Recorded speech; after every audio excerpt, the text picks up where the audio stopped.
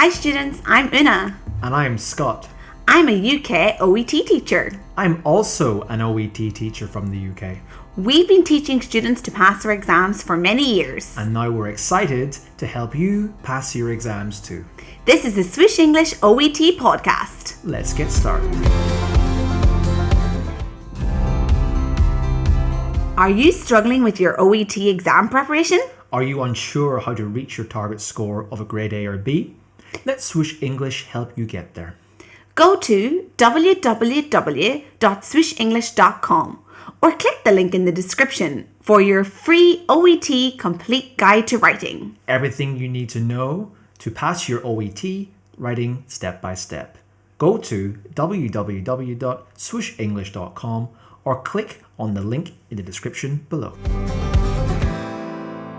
Hello everyone and welcome to the Swoosh English Podcast. Here today with Scott and Una. That is my name, yes, thank you. Yes, Scott and Una. So today we are actually talking about the OET exam, and we're going to get into how to improve your speaking and your writing skills for the OET exam. Mm-hmm. Yeah, so how should we start today, Scott? I think we should probably frame this podcast for what it is. So obviously, no doubt, people who are watching this podcast today are here to practice OET. It's what we do well at, and we have lots of students who are so keen to get as much practice and experience with the OET examination before that big day. So we're not going to really focus this podcast on OET specifically, but instead what we're going to do is we're going to talk about your speaking and your writing skills for OET today. But more importantly, we're going to discuss exactly what you can do in your own time with a less OET specific purpose to improve your speaking and writing skills. Yeah. Because why is that important? Yeah, obviously as teachers, for example, what students really want to do is obviously to think, teacher, I really, really want to learn the methods. I want these tricks and templates and these silver bullets to obtain the best score in OET as possible. Yeah. But we know that simply learning the methods and those exam strategies is simply not enough by itself. Yes. That's the test-taking strategies. Exactly. It's not just about those test-taking skills. If you just spend all your time and focus exactly, for example, with OET writing. So with the OET writing task, of course, you have to write your letter. How long do you have to write your letter? You have 45 minutes. 45 minutes, okay? It's profession-specific, and you have to write that letter. And a lot of the time, students get bogged down just writing letter after letter after letter, you know? And really, they need to think about their writing skills on a wider basis. What do you think? Exactly.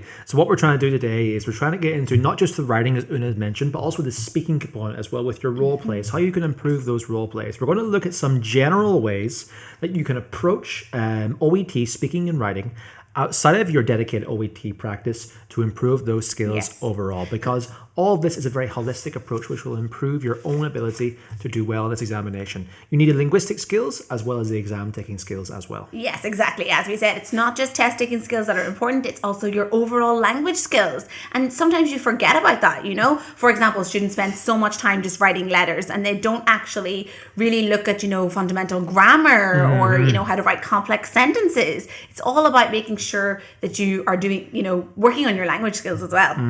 So we're going to try and tie this all in, hopefully take away some tips for you that I really want you to consider as students about what you can do in your own time, and hopefully just look at areas of your own English examination skills and preparation that you may have overlooked, or maybe you can find a weakness in and think, maybe I can actually approach it this way and hopefully get over any plateaus or any areas that you may be struggling with. And that is so true, like you say, like students might have overlooked some of these tips that we're going to give. Like they might seem really obvious, but perhaps students do easily become bogged down in the actual test and then don't work on these overall maybe obvious tips.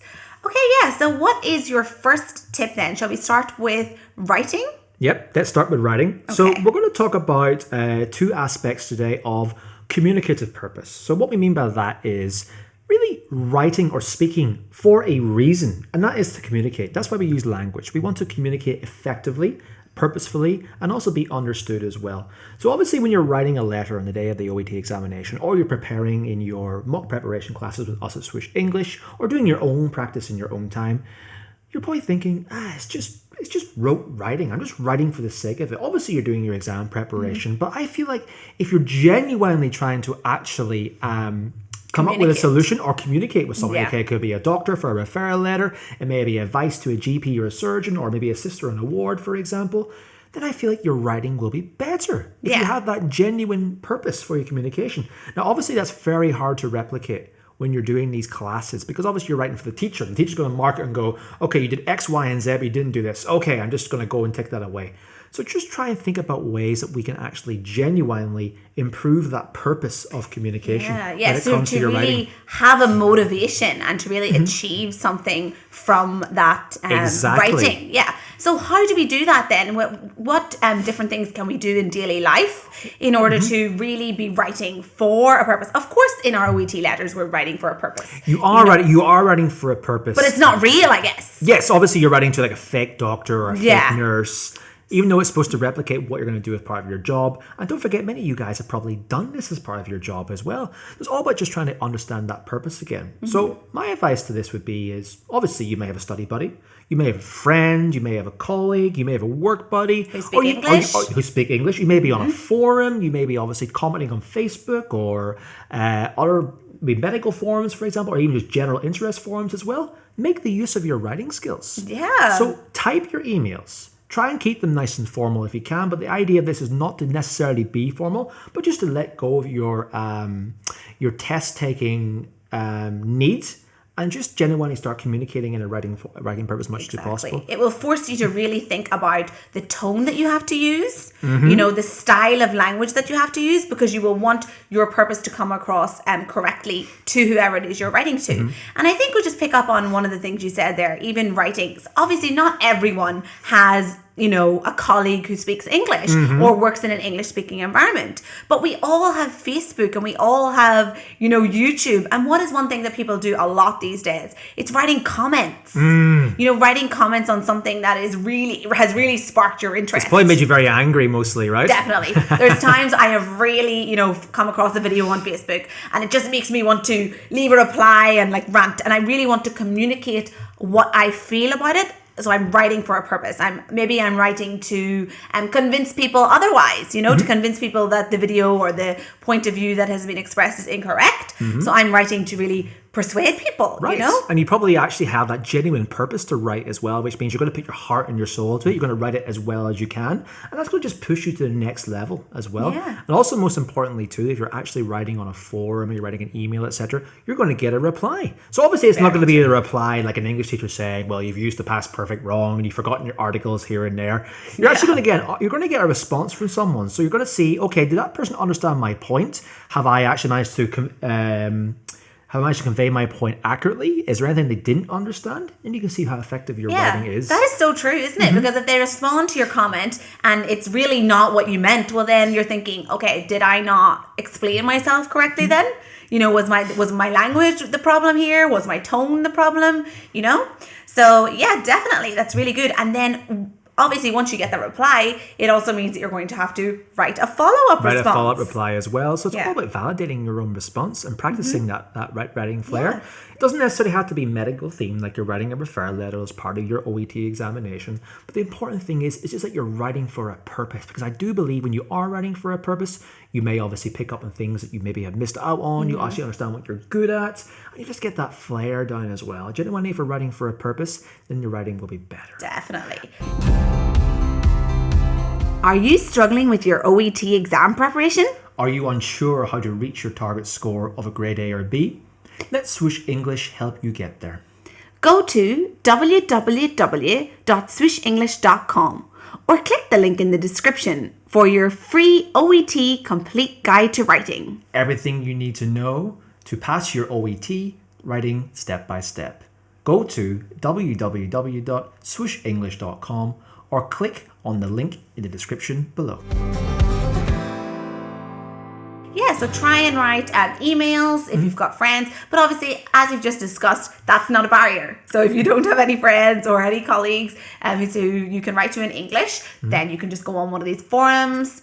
Social media, forums, etc. Yeah, and try to leave a comment on an interesting video or an interesting article and, see what way that improves your writing, what feedback you get on it. Precisely. So in addition to writing as well, I think we can also talk about the communicative aspect of speaking as well. So obviously when you're doing a role play in the day of your examination, you're going to be speaking to a strange man or woman who's being an interlocutor, and you're going to be speaking really to the test, thinking, I'm going to say exactly what this man or this woman, this interlocutor wants me to hear, wants me to say, and wants me to say, and hopefully get the marks I need across all the scoring criteria for OET.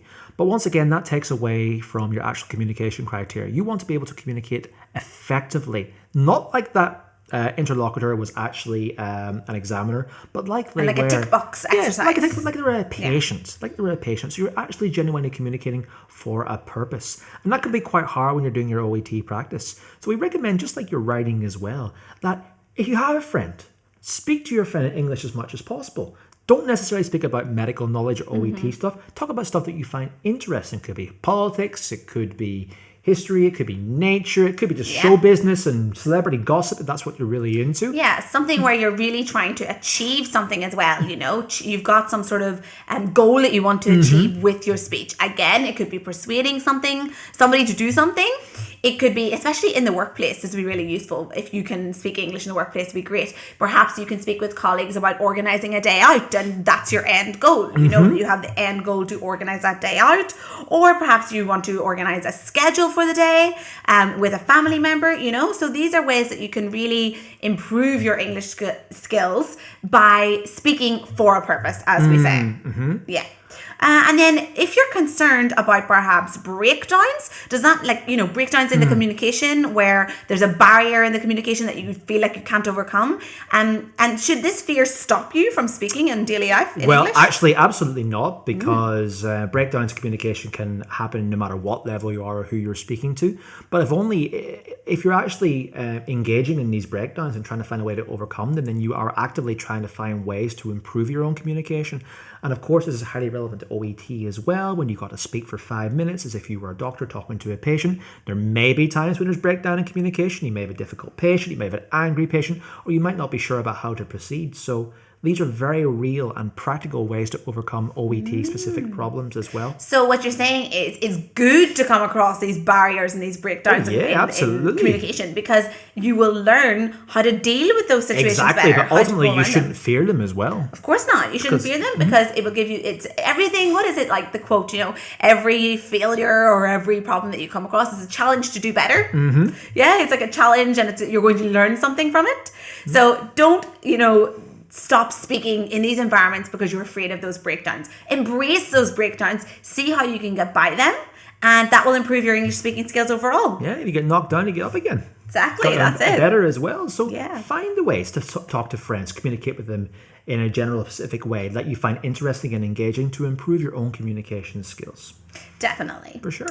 Okay, so what if I don't have any friends who speak English? What if I don't have any family members who speak English? Well, obviously you will be at a disadvantage in preparing for your OET, because it is obviously better to be speaking to someone. So the most important thing is trying to be part of an English-speaking community. Right. Okay. So really, it isn't a barrier. It's not an excuse to say, "Oh, no one in my family or none of my immediate friends speak English." You can go out and find an English-speaking community very, very easily. But then it depends how much work and effort you want to put into yourself.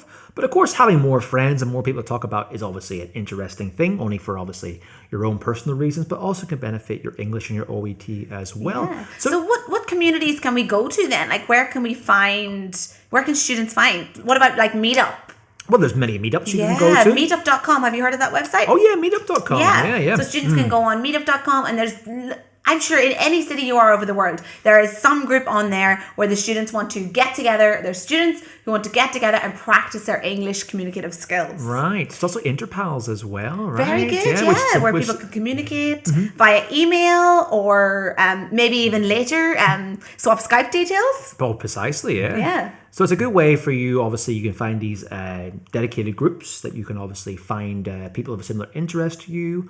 You can meet up with them, you can do things together, you can organize activities together, just have a nice fun conversation as well. But obviously feeling that as well, if you obviously want to find people in like a local community, then think about any hobbies that you might have, any interests you have. It could be a reading group, it could be obviously some sort of meetup involving something of interest to you, whether it's obviously cooking classes or photography, example. Something that you find interesting. Go out there, meet these people. Obviously, if they speak English, you may feel uncomfortable, but the more you speak in English, the better for you. And practice actually engaging in live English communication for a community-based purpose as well. Definitely. Because that will just take away that edge that you might have with conversating in English. The more you do it, the more you'll feel comfortable with it. As we say in English, use it or lose it. But that kind of comes with every language too. Of course, yeah. So make the most of these English-speaking communities that you can join. Definitely. Get involved. Get yourself out there. Challenge yourself and practice your speaking in, many different areas of life. Okay, so that is speak for a communicative purpose. Write for a communicative purpose. Become part of an English-speaking community. All of those will do so much for your own ability to speak and write. And then indirectly benefit you in the OET exam. Exactly. So what about when we are writing then? Whenever we're just like writing a document or writing some of our letters, is there anything we should consider? Well, it's obviously important that not only are you writing for a communicative purpose, but also that you're getting some sort of assessment and feedback as well. It can be difficult for you to always be assessed in terms of your feedback. Either have a teacher involved in doing it for you or some sort of expert. That's why you should look into or invest in some writing correction tools. So if you use obviously Microsoft Word when you're typing up your letters, that has its own spell check and grammar feature in it. So make the most of that. Failing that as well, there's actually a few other services that I personally use when I'm writing my documents. Either I'm writing blogs for Swoosh English or I'm using it for my own correction services as well. It's called Grammarly. Oh, Grammarly is great, isn't it? Grammarly is pretty good. So Grammarly basically is your own spell checker and your own proofreader and your own expert English knowledge program all rolled into one. You can get suggestions on not only typographical errors, spelling errors, punctuation errors, but also sentence formulation as well. Sentence formulation, and I think that's the most common one. The most common mistake is the punctuation, actually. People always leave out that comma in a compound sentence, and Grammarly is great at telling you, oh, no, you had two subject-verb agreements, you need a comma here. So it's really So obviously the important thing with using these services, obviously, not just to rely on the service to correct it for you, but look at why the program suggests to correct it. And actually we'll give a grammatical reason for why the suggestion has been corrected and think, why am I doing this? Okay, I'll try and not do that again. It's a great way for you to learn from it. That's a really good point, because it would be easy to just say, oh yeah, change that. But you actually need to consider why it's asking you to change it, so that whenever you go to write a letter yourself, then you will start to realize, you will know, that you need to include a comma there or whatever the mistake is. So really actively go through the feedback that any of these apps have given you, work on them. If it's a spelling mistake that you're constantly corrected on, then really try and pay attention to that and avoid making it again in the future. All right, well, let's say it one more time. Grammarly, it's very, very useful. We use it ourselves, and actually it's pretty cheap as well. If you buy a yearly subscription, it'll be so useful. Yeah, definitely. Okay, and then another tip that we have, of course, is that as much as these apps, like Grammarly and Microsoft Word, even correction services, and of course the feedback we were talking about in terms of replying to someone on Facebook but really, are they good enough in terms of really giving you structured feedback on your writing? That depends. So if you feel like you really do need something structured and something that you're going to get, live constructive or constructive feedback involved with your and more subjective. Yeah, you're looking to get specific feedback that's constructive to your overall speaking and writing ability. Of course, you might not get that by doing the more general communication purpose, even though I think it's very useful. Then you should probably still seek some expert guidance. Yes. So of course that involves attending classes, for example, us at Swoosh English with our OET packages, or even just finding a teacher or someone who's a native English speaker, someone who's very good at any regards to spoken and written English, and get some practice in with that. Yeah. They can assess what you're good at, they can detect your weaknesses and offer you some constructive feedback on how to improve. There's nothing that really can be said for anything when you're coming to study English, writing, speaking, reading, or even listening for any specific purpose. than actually finding that expert guidance. Yeah, I think it can't be underestimated, really. No, the not at all. importance or the, how beneficial it is to have actual expert guidance. And it's specifically about your writing, about your speaking, and you will get really good feedback that way with someone listening to you or correcting your writing. And of course, like you said, we provide lots of courses and packages here at Swoosh English, and we'd love to help you with your OET exam and your preparation. As we have for many students. Yeah. So the last thing is then, don't forget to review fundamentals. So what do we mean by that? So fundamentals are obviously the basic building blocks of English language in terms of your writing and your speaking. So when we think of writing, fundamentals I would think about is the organization of your writing, the register of your writing, grammatical devices, cohesive devices as well. Yeah. What about for speaking? Spelling.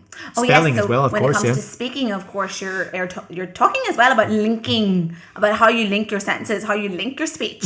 Also, your tone, your intonation, your word stress, your sentence stress, and how these all contribute to your overall fluency. Do you use a robotic tone?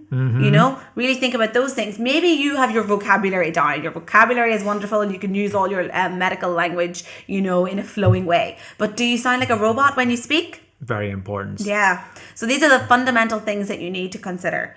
Can you go up and down when you speak, and do you stress the correct words and syllables? So make sure that you have an understanding about what are specific writing and speaking fundamentals. Make sure you have those down and you're practicing those in your own time while also applying them to the OET format. So is your fluency good? Is your intonation good? Is your pausing good? Is your ability to listen and speak at the same time good? When it comes to your writing, are you able to write a long formal letter in a proper register? Are you using linking devices? Are you sticking to the format? And also, are you able to expand your ideas appropriately while not making your sentences overtly complex, etc.? Definitely. And I think I left out one when it comes to the speaking pronunciation accuracy. Pronunciation, of course. Yeah, so make sure that you're able to pronounce every word in the English language, so that every sound, should I say, so that even if you come across a word that you don't know that is new to you, you can actually sound out the word and it won't be, you'll be able to pronounce it still correctly. So it's really important to work on those pronunciation. And perhaps there is the sound, that you struggle with every time you see it. Make sure you practice that sound, practice it looking in the mirror. Yeah? Exactly. And we also link that back to the previous point as too. So when you actually are reviewing your fundamentals, make sure you're also getting some expert guidance on that as well. So that you are able to find your weaknesses and your errors and get some feedback about what you can improve on with those fundamentals. All very important when going with your OET exam preparation. Yeah. So that pretty much actually concludes our speaking and writing guide to OET in terms of the general English things that you can do outside of your OET preparation. How to improve your overall writing and speaking skills. So make sure you take those on board as well as doing your own specific OET speaking and writing practice. You will improve much more if you do so. Of course. So thanks for joining us today, guys, and we hope to see you again soon. Bye-bye. Bye.